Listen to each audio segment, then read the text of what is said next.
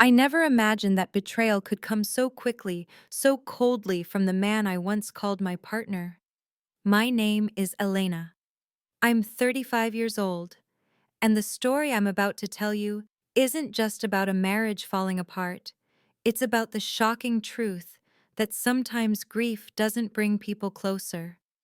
It exposes what was already broken, and it forces you to face just how much of your life was built on lies. I married Daniel when I was 26. At the time, I thought love was enough to sustain a marriage. We were young, ambitious, and convinced we could take on the world together. He wasn't perfect. Nobody is. But he was attentive, charming, and made me believe that whatever storms came, we would weather them side by side. My mother, however, saw something in him I couldn't. From the first meeting, she never disliked him outright, but she never warmed to him either. She once told me in a quiet moment, "Time will reveal who truly belongs by your side." I brushed it off as protective caution. I didn't want to believe she saw something I couldn't. The first years of marriage felt steady enough. There were arguments, yes, but we managed. What I didn't realize back then was that Daniel's love had conditions, and when life got harder, those conditions would surface like cracks beneath the floor. When my business began to fail a few years into our marriage, his patience wore thin faster than I could rebuild. I had left a safe job to start something of my own, something I had poured years of savings and hope into. But after losing two major clients, everything began to collapse. I tried everything: late nights, endless pitches, knocking on doors that never opened, but the numbers didn't add up. I thought Daniel would stand by me through it, even just for a while. Instead, he turned every day into a reminder of my failure. He shouted about how reckless I had been, mocked me for giving up stability, and made me feel like I had dragged him into a storm he never asked for. Even when he did help with money, it came with endless complaints and bitterness. It wasn't just about finances, it was about loyalty, about partnership, about whether he was truly the man I believed he was. And slowly I realized he wasn't. At the same time, my mother was quietly watching everything unfold. She never said "I told you so," but she kept her distance, offering me advice without ever interfering. She had lived long enough to know that time reveals everything, and she was right. When she was diagnosed with ovarian cancer, my world cracked open. She had been fighting it quietly for nearly a year before telling me. By the time I knew it was already too late, her body was tired, the treatments had stopped working. She had months left, not years. I spent every moment I could at her side, holding her hand, talking, when I could staying silent, when neither of us knew what to say. Watching the strongest woman I'd ever known fade away was like losing the ground beneath my feet. I told Daniel. At first, he said all the right things, but words are cheap when there's no action behind them. He visited her only a handful of times, claiming he was busy, claiming hospitals made him uncomfortable. In truth, I think he just didn't care. And that realization cut deeper than any financial argument we'd ever had. Because grief should bring a couple closer. Instead, it revealed just how alone I truly was in my marriage. When my mother finally passed, I honored her wishes, a quiet burial, no fanfare, no spectacle. I stood by her grave and felt something inside me break. I thought Daniel would hold me up in that moment, but he didn't. He stood off to the side, detached, as if my loss was just another inconvenience. A week later, I got a call from her lawyer. I thought it was about paperwork, closing accounts, settling funeral costs. Instead, I learned something that changed everything. My mother, cautious and wise even in death, had left everything she had in a trust. A trust that came with strict conditions. I was the sole beneficiary, but I couldn't touch the inheritance for 3 years. And most importantly, if I went through a divorce during that time, my spouse would be completely cut off. No share, no claim, no loopholes. I sat in that office, stunned. Part of me wondered if my mother had known something I hadn't wanted to see. Did she see Daniel's greed? Did she sense his loyalty was shallow? Or was she simply protecting me in the only way she knew how? I didn't tell Daniel the details. I thought it didn't matter, but I underestimated him, and I underestimated just how quickly betrayal could come knocking on my door. 2 weeks later, I was served divorce papers. No warning, no conversation, just a cold envelope dropped into my hands on an ordinary workday. The reason: irreconcilable differences. What he really meant was this: he thought he was walking away with half of everything my mother had left me. When I first opened those divorce papers, I felt the air rush out of me. My hands trembled as I read through the sterile legal language that boiled down to one thing: Daniel wanted out, and he wanted half of everything my mother had left me. I sank into a chair, the document heavy in my lap as grief and anger twisted together in my chest. I had just buried my mother, and now the man who vowed to stand beside me for life was gutting me while the dirt on her grave was still fresh. I didn't cry that night. I just sat in the silence of my apartment, staring at the ceiling, wondering how I could have missed every red flag. Maybe I hadn't wanted to see. Maybe love had blinded me, or maybe I had been clinging to the version of him that existed only in our early days. But now, here he was, not a partner, not a protector, but a man who believed grief made me weak enough to be plundered. He didn't even try to speak to me in person. Instead, I got a smug text a few days later. "We can do this the easy way if you don't drag it out. Half is fair. Half." As if he had earned even a shred of what my mother had built over decades of sacrifice. He had no idea that she had already foreseen this very moment and prepared for it. When I met with the lawyer handling my mother's estate, he confirmed everything. The trust was airtight. Daniel's name wasn't on a single account. He couldn't touch a cent, not now, not ever. But that wasn't the best part. The lawyer leaned back in his chair and said, "Your mother seemed to know he might try something like this. She made sure her wishes couldn't be undone." I almost laughed, though it came out broken sharp. My mother, the woman Daniel had barely visited in her final days, had seen him more clearly than I ever did. Even in death, she was protecting me. The real power wasn't just in the money. It was in the timing. The trust required 3 years before I could access the inheritance, and only if I remained unmarried. If I divorced before then, Daniel would walk away with nothing, which meant every smug, greedy demand he was about to make would collapse in his hands like ash. The first court hearing was almost surreal. He arrived in a pressed suit, smug smile plastered on his face as if he were already counting the dollars. He wouldn't even look at me, just strutted in with his lawyer and whispered to him like a man who believed he'd already won. I sat quietly, my lawyer beside me, holding the trump card close to our chest.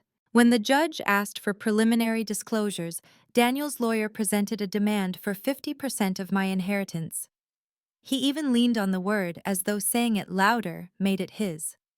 That was when my lawyer slid the documents across the table: the trust agreement, my mother's ironclad stipulations, the clause cutting off any spouse who tried to claim what wasn't theirs. I will never forget the look on Daniel's face as his lawyer read it. The color drained from his cheeks, his mouth parted, and for the first time I saw panic where arrogance had always lived. The judge read it over carefully, then looked at Daniel with something almost like pity before declaring, "This estate is not marital property. The petitioner has no claim." That was the moment everything shifted. Daniel had thought my grief would make me an easy target. Instead, he had underestimated the strength of the woman my mother had raised. Outside the courthouse, he cornered me, his face twisted with anger. "You knew," he hissed. "You knew this whole time and didn't say anything." I met his eyes, steady and unflinching. "And you showed me exactly who you are the moment you thought you could steal from me." For the first time, he had no words. But the battle wasn't over. Men like Daniel don't back down easily. He was about to try new tactics, ones that would cut deeper, drag up old wounds, and force me to confront secrets I never knew my family carried. After that first crushing blow in court, Daniel didn't disappear. If anything, he grew more desperate. The man who once sneered at my tears now tried to weaponize his own. He called, left voicemails, sent long texts dripping with false regret. One moment he begged for forgiveness, saying he was lost without me. The next, he threatened to drag my name through the mud to convince everyone I had manipulated my dying mother into cutting him out. It would have been laughable if it hadn't been so cruel. He had barely spoken to her in those last months, and now he wanted to act like he had been cheated of something he deserved. But beneath the anger, I saw something else: fear. He had built his future on the belief that my inheritance would carry him, and now that foundation was gone. Still, I wasn't prepared for how low he would go. One morning, I arrived at my mother's house, the place I had been slowly packing up, trying to preserve her memory while sorting through decades of belongings, only to find Daniel already there. He had somehow used his old key. The sight of him standing in her kitchen, coffee mug in hand, as if nothing had changed, made my blood run cold. "You can't be here," I said, my voice shaking with fury. He smirked, setting the cup down. "This house is part of our marriage, Elena. Don't pretend it isn't. Half of this is mine." I wanted to scream, to throw him out by force, but I steadied myself. I had already learned that my power wasn't in noise, it was in control. "This house," I said firmly, "was in my mother's name. It passed directly to the trust. You have no claim." The flicker in his eyes told me he knew it was true, but he wasn't done. He started opening drawers, rifling through papers as though he might uncover something he could twist to his advantage. And that was when he found it, an old sealed envelope tucked in the back of a desk. He held it up like a trophy. "What's this? More secrets you're keeping from me?" I snatched it from his hands before he could tear it open. My heart pounded. On the front, in my mother's looping handwriting, was my name. Just my name. I had never seen it before, never even known it existed. Daniel narrowed his eyes. "What's in it?" "I'll find out when I'm ready," I said, my voice cold. I shoved him toward the door, my body trembling with rage. "And you'll never set foot in this house again." When he was gone, I sat at my mother's old desk, staring at the envelope. My hands shook as I broke the seal. Inside was a letter written in her careful, deliberate style. She spoke of love, of pride, of her belief that I was stronger than I realized. But there was more. She confessed that our family had carried secrets, financial ones, yes, but also betrayals that stretched back generations. She warned me to be cautious, that not everyone who stood by me would be loyal, and that she had set things in motion to protect me even after her death. At the bottom, in words that felt almost like prophecy, she wrote, "You will face a test, Elena. Betrayal does not end with death. Trust yourself, and you will see who truly belongs in your life." Tears blurred the ink as I folded the letter back into its envelope. For the first time, I realized my mother hadn't just left me money, she had left me guidance. She had seen Daniel for who he was long before I ever did, and now she was reminding me that the battles ahead would reveal even more. Daniel thought the fight was about wealth. He had no idea that what was coming would expose not only his greed, but the tangled, ugly truths my family had buried for years. And I was ready to face every single one. In the days after I discovered my mother's letter, I felt a strange mixture of grief and clarity. Her words echoed in me, "Betrayal does not end with death." It was as if she had known Daniel would try to claw his way into my life, even after she was gone. But the part that unsettled me most was the hint of family secrets. What more could she have meant? Daniel, of course, wasn't finished. With the trust shutting him out legally, he shifted to a new strategy: slander. I began hearing whispers through mutual friends, claims that I had manipulated my dying mother, that I had coerced her into writing the will, that I had schemed for years to cut him out. He painted himself as the dutiful husband abandoned by a greedy wife. The lies spread fast, and though many who knew me didn't believe them, I felt their pitying stares. One evening, I confronted him outside the courthouse after a procedural hearing. "Why are you doing this?" I demanded. "Haven't you humiliated me enough?" He smirked, that same arrogant tilt of his lips that once charmed me. "This isn't about humiliation, Elena. This is about leverage. You think you won, I'll make sure everyone doubts you until you have nothing left but that trust fund." It was in that moment I realized something vital. Daniel wasn't just greedy, he was vindictive. He wasn't satisfied with losing. He wanted me to suffer, to feel as small and powerless as he did. But what he didn't understand was that I wasn't powerless anymore. Fueled by my mother's words, I began digging not just into Daniel's lies, but into my own family's past. If secrets were hidden, I needed to know them, because Daniel would use anything he could find. I visited my mother's old friends, combed through her files, even spoke to my estranged uncle who hadn't attended her funeral. What I uncovered shocked me. My father, long dead, had left debts my mother had quietly paid off for years. Business loans he had hidden, questionable deals that nearly ruined her. She had carried his betrayal silently shielding me from it, so I could grow up believing we were stable. And suddenly, her warning made sense. Betrayal had always lived in our family, passed down like an unwanted heirloom. She had endured it with my father. Now I was enduring it with Daniel. But unlike her, I had the tools and the courage to break the cycle. I started documenting everything: Daniel's threats, his slander, the lies he spread. I spoke to a journalist who specialized in uncovering hidden financial motives in divorce battles. Quietly, I gave her access to the evidence: his attempts to seize my inheritance, his history of reckless spending, even the way he had abandoned me during my mother's illness. I didn't need to embellish, his actions spoke for themselves. Weeks later, an article appeared: Greed in the Midst of Grief When Love Turns into Litigation. Daniel's name wasn't in the headline, but anyone who knew him recognized the details. His facade cracked. The same friends who once pitied him now avoided him. His employer, already wary of scandal, sidelined him. His rage was volcanic, but his hands were tied. The truth was out, and no smear campaign could cover it now. For the first time, I felt free. Not because I had money coming my way, not because I had won in court, but because I had reclaimed my dignity. Daniel could spin his lies until his throat was raw, but I no longer cared. I had chosen truth. I had chosen myself. And yet I couldn't ignore the weight of my mother's letter. Her words lingered. You will face a test. Was Daniel the test?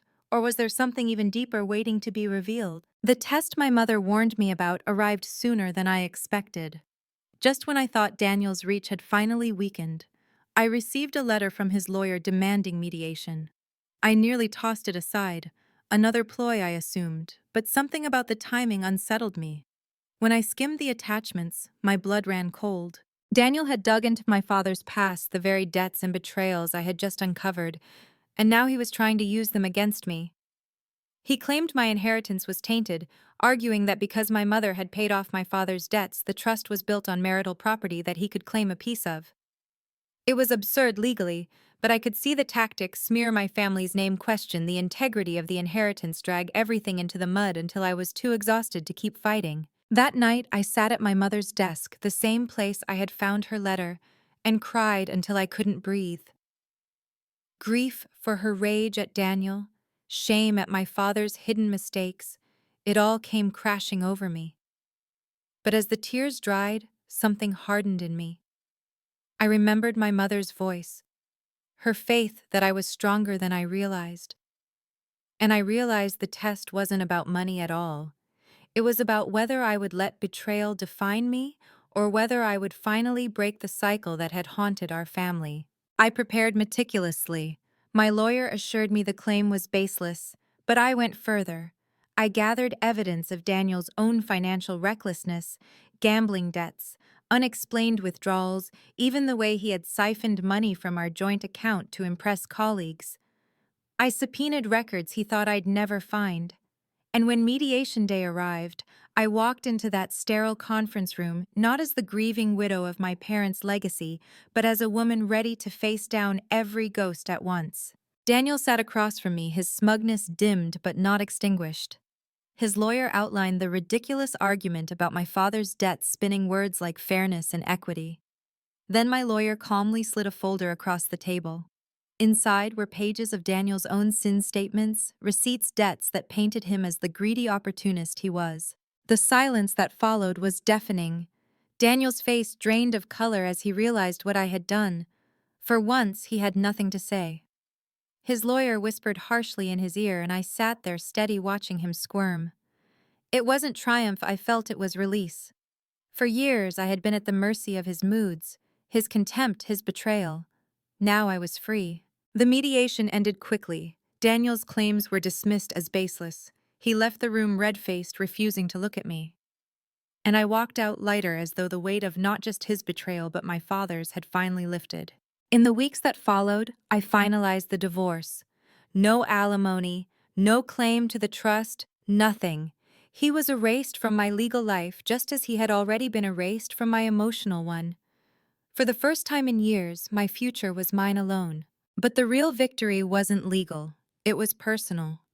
My mother had been right, betrayal does not end with death. But neither does love. She had left me the tools to survive, the strength to endure, and the clarity to see that my worth was never tied to a man's loyalty or greed. Sometimes I still sit at her desk, the letter folded neatly in its envelope, and whisper a thank you. Because in the end, Daniel didn't destroy me. He revealed me. If my story touched you, please like, share, and subscribe, and leave a comment. Have you ever uncovered betrayal that set you free? I'd love to hear your story.